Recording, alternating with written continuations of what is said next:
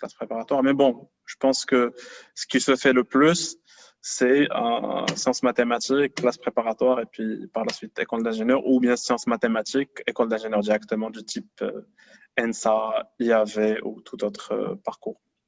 Pour diversifier, qu'on peut les choisir après avoir notre bac et après maintenir le cas. Alors, quels sont les travaux, bien les fonctionnalités qu'on pourrait avoir et ils sont plus recommandés dans notre pays du Maroc. Alors, ils sont les plus recommandés. Je pense, bon, après, je peux vous dire enfin, ce qui est le plus demandé actuellement. Je ne sais pas quelle va être la situation dans quelques années, parce que bon, je suppose que vous êtes tous en enfin, troisième année collège. Vous êtes en quelle année? Troisième année collège. Exactement. Donc, ceci dit que peut-être, bon, pour un bac plus 5, c'est d'ici 8 ans à peu près. Donc, on parle de 2026-2027. Donc, bon, d'ici là, enfin, très probablement, il y a beaucoup de choses qui peuvent changer.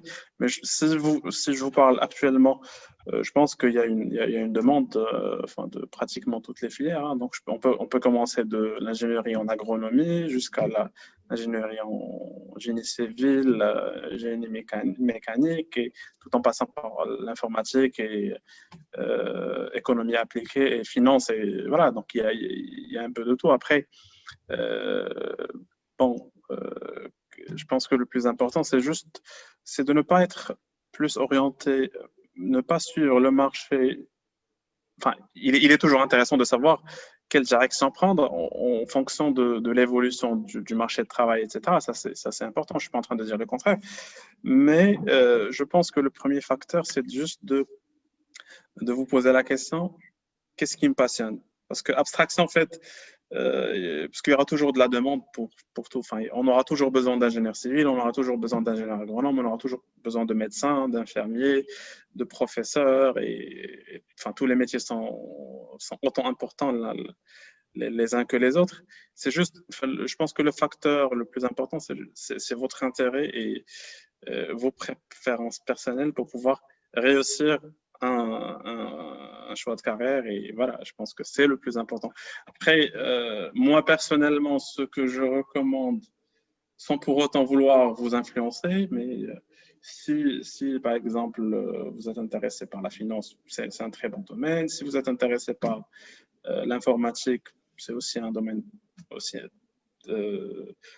enfin, très très important, hein, et c'est le présent et ça va être l'avenir. Hein, donc ça c'est, je pense pas qu'il y a deux personnes qui peuvent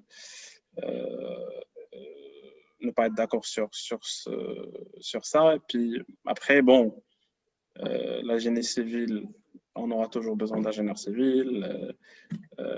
L'agronomie aussi, c'est un domaine aussi intéressant et aussi passionnant que ce que je viens de citer. Donc après, comme, je pense que la morale de l'histoire, c'est et le meilleur point de départ, c'est qu'est-ce qui vous intéresse, parce que si vous faites quelque chose qui vous intéresse et qui vous passionne, il y aura tout. Si vous n'avez pas d'opportunité, vous allez créer des opportunités. Très bien, très bien. Bravo. Noura?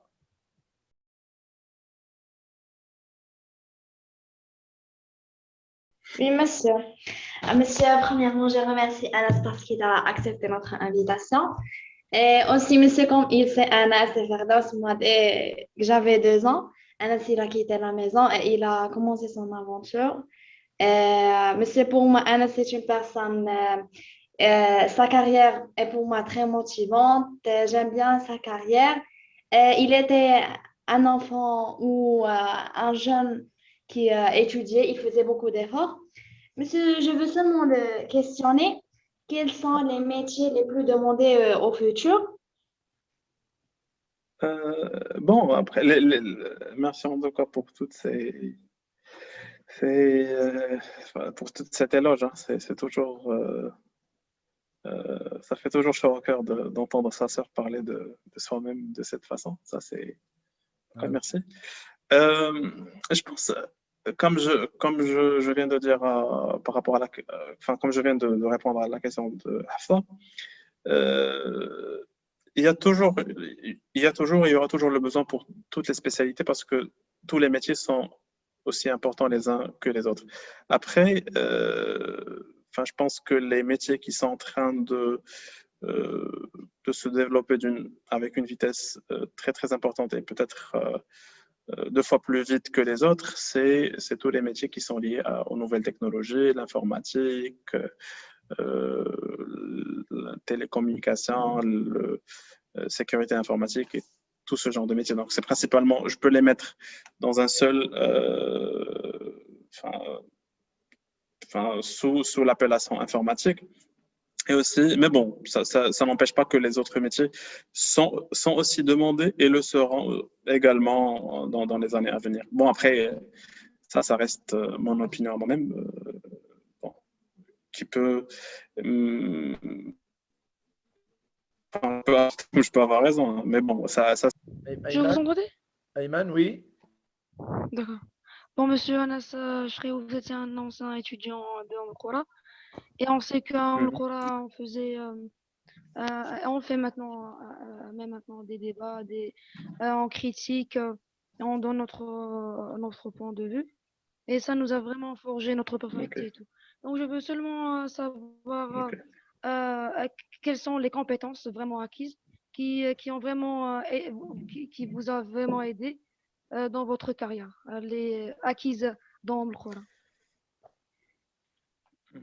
Je pense que vous venez, Ayman, de mentionner un point très important. C'est juste le fait d'apprendre dès un jeune âge, dès un âge qui est très jeune. Donc, moi j'ai intégré mon Coran, j'avais 15 ans quand j'ai commencé à suivre des cours avec Sel Samad. Bon, je pense que le destin a fait que j'étais le plus jeune et que j'étais avec un groupe d'adultes. Donc, ce qui m'a permis, comment dirais-je, d'échanger avec des gens qui étaient tous plus âgés que moi. Donc, cet échange-là m'a permis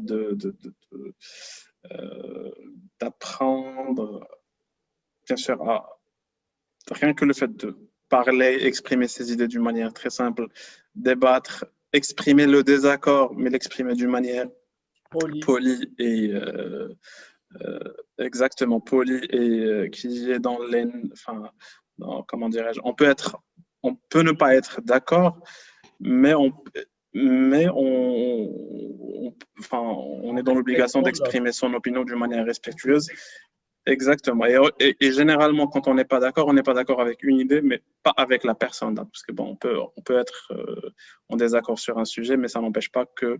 Ça ne veut pas dire qu'on est en désaccord en tant que personne, mais c'est juste que compte tenu de qui on est, compte tenu du bagage qu'on a et compte tenu du parcours qu'on a eu, on peut avoir des opinions différentes par rapport à un même sujet. Ça ne veut pas dire que une personne a raison et l'autre a tort, mais c'est juste que, comment dirais-je, c'est qu'on voit les choses d'une manière différente. Donc ça, je pense que le fait de parler, de pouvoir s'exprimer d'une manière claire, pouvoir échanger, argumenter, et aussi, je pense que même la prise de parole en public, parce que bon, on faisait comme vous, hein, donc je pense avec Seb Samadan avait commencé en 2006, en 2005, 2006, 2007, on faisait aussi des débats devant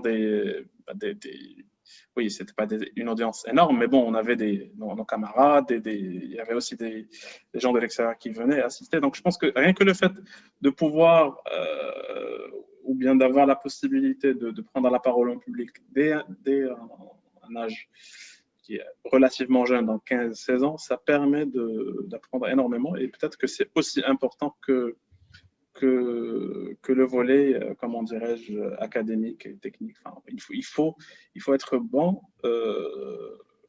dans ce qu'on fait, mais il faut être aussi bon en communication et il faut savoir communiquer pour pouvoir... maîtriser la langue. Alors, oui, il y a les marques. Ah oui.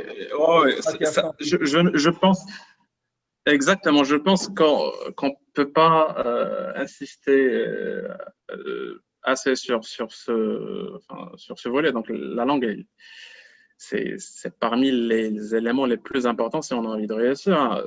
Quand je dis la langue, c'est et le français, et l'arabe, et l'anglais, et toute autre langue que vous pouvez Voilà. apprendre et que vous allez utiliser dans votre quotidien. Parce que bon, on peut être le meilleur élément et on peut être la personne la plus intelligente au monde, mais si on n'a pas les moyens pour pouvoir s'exprimer correctement et d'une manière simple mais efficace, c'est du gâchis, c'est du potentiel perdu et on ne serait jamais.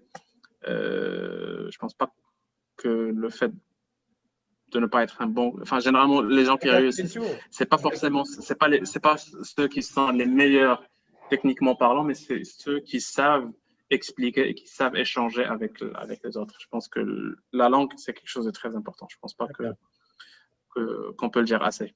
Une garniture importante. Exactement, exactement. Très bien. Asma, je crois que Asma a une Monsieur, question. oui, monsieur.